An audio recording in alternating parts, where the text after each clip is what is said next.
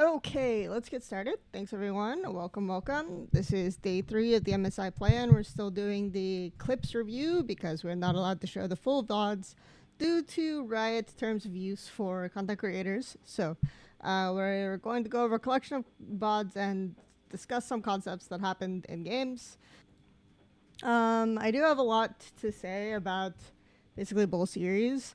I think for me the biggest things to talk about are the analysis of like T1. Fly is very much, oh my god, Fly made these stupid mistakes XYZ, but T1 just like keep tempo extremely well. So the mistakes that FlyQuest make are just normal FlyQuest mistakes, and they T1 like also make mistakes, right? But we're not getting FlyQuest capitalizing as aggressively, and keeping as much control over the map or playing as quickly over the map. And then of course in the TES Fnatic series, a lot of what happens, a lot of what looks like ints, is basically just TS and Fnatic both baiting at the edge of fights. And it depends on the circumstance, but I feel like TS timings are usually more consistent. I really liked how they were playing with mid jungle, so we'll talk about that a bit. But I think the main stuff that is going to go on the YouTube is going to be the T1 Fly conversation, because it's a little bit more concise, a little bit less all over the place in terms of how I've organized it. So we'll do that one. So we're going to go ahead and start with T1 Fly. What I wanted to show was a clip of basically Fly's initial play on top side in game 1, where Inspired goes and ganks. For Bwipo, they use Bwipo's passive. They end up using Bwipo's flash as well. When they didn't need to, they kill Zeus. And then this rotation is somewhat crisp from Lem, though it is very basic, right? But I just want to kind of show like this initial opening looking pretty strong for FlyQuest. So they get this wave in. Let's say Bwipo like bases here, and then you have a situation where Inspired's pushing out all the way. There's a small window here where T1 can capitalize, but FlyQuest are respecting. They got the wave in. They're in zero danger, and then while Inspired is doing his camps, Inspired can maybe be slightly ahead because he's already based. And then they can maybe look for a play, look for an angle off of that, but they choose not to, right? We don't actually see FlyQuest end up making a play off of this, even though right now the game is kind of in their favor. And instead what happens is T1 make a play on top side because Bwipo used flash and snowball the game that way. So it's basically just a contrast in terms of who's controlling the game and who basically is playing better off of windows and timings. So we'll now look at examples where T1 have timings and control, and then how they play it out from there. All right, so this one I thought was fairly interesting. So I liked these particular plays, just to give you some backdrop. I liked these particular plays because they demonstrate kind of like how you can use one bot prio and two kind of mid advantage. So you have T1 on these top grubs. You have Faker pushing in this wave all the way. You also keep in mind Jensen's just coming out of base. Faker just hit 6. So he's technically a wave behind, but he's recalling here. They instantly see Jensen catch this mid wave, and then Faker cancels his base. Hasn't matched base yet. Has a gold advantage, but hasn't matched base. And then instead, what they see as soon as Azir shows on the mid wave, they see this window where they can insta go for a play like this. They also know Bwipo on OTP. I think that's very important, is that they have to know Bwipo on OTP for this play to exist. But them reacting very quickly off of this mid timer, this advantage to make this fast play is like a really good identification. So seeing things like this is very nice. Like the fact that Faker's willing to give up this wave is pretty good. And then this is the third clip kind of in this vein before we get to some vision clips that I think are pretty fun. This one here, you see FlyQuest on top side. They get all of this vision on top, right? They put it in. Faker's about to show on this wave. They just got mid wave here. Gomayusi just got mid wave here.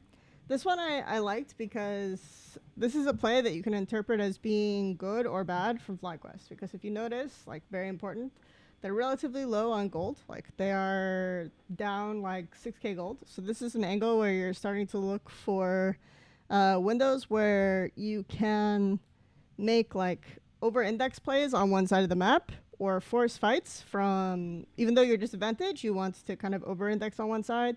FlyQuest just got a shit ton of vision on top side. They have slight tempo advantage here. Enemy mid is basing, which they may not know. They're a little bit slow, like on support base in theory. So like basically carry is ahead on the map on this window, which is pretty significant. But otherwise, they're not in too bad of a situation. I just noticed carry here versus Bucio just coming out of base here. Slight difference, but the main thing here is because you got the vision on top side and you're shifting to open bot now, you'll be able to see T1 on this wave. So FlyQuest know, okay, we have a small window where we can maybe make a bot play. So in this situation, right, notice Zeus gets this wave. So very important is Zeus gets this wave. He kills the creeps. The wave is in. So no matter what happens now, FlyQuest are going to have to address this wave. That is an important thing to identify. You have Varus basically getting this wave ahead of Callista because Azir had this window where he was walking mid and wasn't matching base and Faker based. So they got one prio of mid wave. So they got one mid wave prio. They decided to make a side play on bots. And this is like almost good, right? You almost kill Zeus here, you almost do that. But notice position of bot wave. Notice position of bot wave here. This is pretty important. So position of bot wave is here. That means that after this play goes poorly, or whether it goes poorly or whether it goes well, Bwipo or someone, right? Probably Bwipo, is going to have to catch this bot wave. Varus has to go back mid on this wave coming out to catch it. So that means that probably Bwipo has to back off and show on this wave, which gives T1, who previously didn't have a window, a giga window here. So even if Zeus dies here, he has TP, important. And he knows that as soon as his timer is back up, they have positional advantage on the map because they're probably going to get this next mid wave at this point, given like the position of Ashe, the position of Sejuani, the fact that Wukong showed bots. They'll probably have this, so they'll have window to make play even if Zeus dies here, right? That's an important thing to note, which means that because of the fact that Zeus got this wave here, no matter what happens on the map next, T1 gets to make the next turn. So them capitalizing and prioritizing this wave and getting this wave on a window where it's like, okay, they don't actually have control of bot side is very huge in terms of like how they're playing and how they're keeping control of the map, right?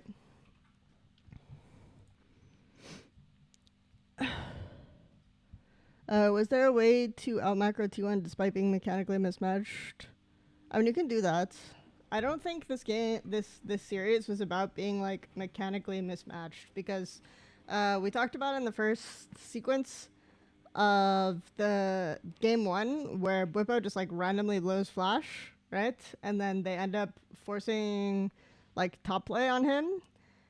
There's timers where it's like, okay, Inspired's not showing bot here. We can stay. We can hover top side, and then we can maintain map control because they still had bot prio. They still had the situations here. They just didn't use their advantages as well, right?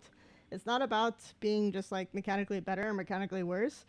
The T1 moves just way faster on the map. Like objectively, T1 just move faster on the map. They're prioritizing things like this wave as opposed to making like the skirmish play, right? Or prioritizing kills, prioritizing things like this. They know now, okay, they move very fast off of this window, this timer. They can push all the way. They're going very, very aggressively into this top side. They retook vision, at least in this canal. They're not going to retake this vision on the sequence because they know that the most important thing here is like moving faster. So in theory, you could say, okay, maybe they get TP'd on and they get collapsed on this side, but then you still have a situation where Zeus is going to get this wave first. They've stalled out, and then there's no play available to fly because all these waves are in. right? That's like the biggest thing to note is all these waves are in. Zeus is pushing this wave again, while Gumayusi is not showing on the mid wave. They're pushing both sides, so there is no basically opportunity to make a trade play available. So see the sequence here. So once again, you're taking both of these side waves. Gumayusi is going to rotate back on this next mid wave. He might be a little bit late. But if there's no side play available, then there's basically no window where Fly can make a trade, even if T1 fuck up, even if they get caught, even if they're in a situation where one of them dies from goal advantage, there's not a lot that Fly can do on a map in trade. So that's why I felt like it was more significant, because you can make mechanical mistakes. Like even T1 will make mechanical mistakes, right? And it's more about what you do with those mistakes when you identify them. So it is another example of like how quickly T1 moves. So you'll see Inspired on this ward. You see Jensen pushing this wave out really aggressively. No one checked this ward on here. No one checked this one or sweep this one. The Fly is killing this, but Inspired's killing this one. Jensen's pushed out all the way here. Oran's not showing on the map either. That's also key. Oran's not showing on the map. They know he has no ult though, so that's fine. And then Viego could be topside. I think Viego showed here. And then like bot is pushed in all the way. But Jensen is still hitting this turret. And they didn't sweep this ward, which is not completely on them, right? You can't sweep every ward. Sweep charges are very slow, etc. But T1 identifying this and playing off of this is actually really good, because as soon as Inspired hits this ward, they're like, okay, this play is possible. And not one, but two double TPs onto Jensen. They get ult.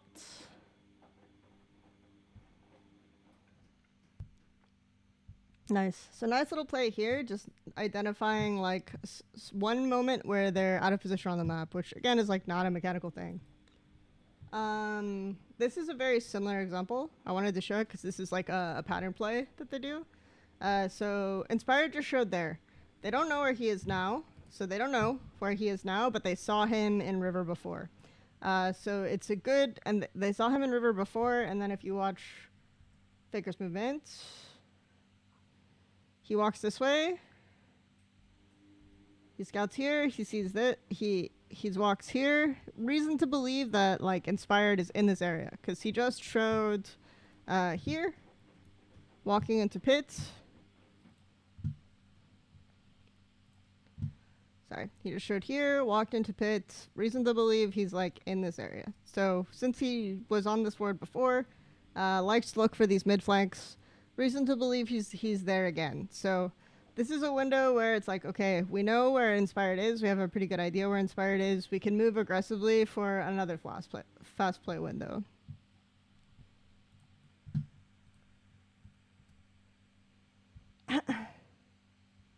You see basically Owner running up, Faker already engaging here, and then another play onto Jensen with no flash. And then Carria, again, knowing where Inspired is, walks up, just instantly goes for him, and they catch out Busio, they get the reset, they get another kill here. And at this point, it's like the game feels pretty over, because this was basically T1 playing off of information and prio, rather than T1 playing off of like insane mechanical misplay, right? I wanted to get it out of my system. So yeah, I like this one. As like a one final call out for how T1 are playing on the map, I wanted to show how they're playing off side waves before we transition to the next series, because I thought this sequence was very well done by them. So you have Zeus, he's about to show hitting this wave. He gets this wave, he gets this ward, as soon as he gets this wave and goes into what could be fog, but there is a pink there, right? There was a pink on top, so they did see him. You have Faker instantly transition and showing onto this wave. You'll notice he doesn't show on it until Zeus Fox. But as soon as he does, they're instantly transitioning here. And also watch owner positioning. So owner positioning here is like acting like a ward. Because they know that Zeus just showed top. And they can stall time if owner is standing here like a ward. And Faker can push. So they push ward on top. Carrier also, in theory, has hawk shots. Owner like walks up aggressively here to zone. And Gumayusi is hitting this wave. Watch Zeus now. Zeus fogging. Waiting. Now Faker fogs and Zeus shows. And they keep playing like this. And then now that midwave has been secured, now that they've secured midwave as well. So watch Gumayusi on midwave. Gumayusi gets midwave. While Zeus is getting this top wave. As soon as midwave is secured, even though Zeus is still showing on top wave, Faker then walks out of bush and hits this wave. So basically they're tracking pressure and juggling and making sure that they're only showing on basically 2 waves at a given time. But in this way, they're playing all 3 and keeping full control here. Obviously, they're very ahead on this window, but this is just like, even while being very ahead, they're playing fast on these windows. While they're ahead, they're playing fast on these windows to maintain control of the map. And then when he sees, because they have these wards here, that no one's rotating into top side, he rotates to catch the next mid wave so that they can drop Rift Herald and Gumayusi can siege the spot turrets. Owner is still playing like very aggressively in here. Karya gets the arrow, and they get a kill for it too, keeping full control of those both sides. Yeah, so this is, so T1 is like actually playing really, really well around side waves, which I think when you watched T1 earlier this spring, you would probably say, okay, they're good at like pulling Baron and finding windows to pull Baron. But maybe they get like out macroed by Genji, which arguably they still do, but this is just like very clean, right? There wasn't a lot of flaws in their game playing from ahead. So just in terms of like their overall map play. Put the laundry machine in the YouTube VOD. Maybe I'll put it in at the end as like a joke. Alright, so we'll that's pretty much it. Thanks for the follow, Asmo Dragon. Welcome to the stream. Thank you, everyone. That's pretty much what I had for today's games. As usual, I will predict tomorrow's matches. I think because today's games were really hype, when we do the stream tomorrow, we might do, depending on timing, we might do the clips review plus like a full VOD review of one of today's games because I can. But I think TES FNC games might be fun to review because then we can talk a little bit about like if TES looks sus or not. And then, as usual, I will end with predictions as I try to speak loudly and drown out the laundry machine.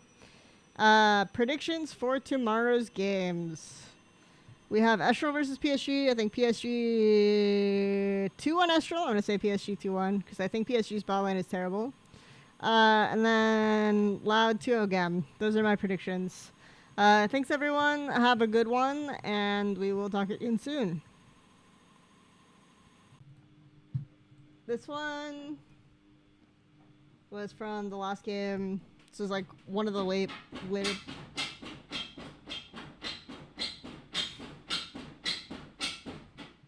Okay. This is, I guess, the laundry is a Fnatic fan. Anyway,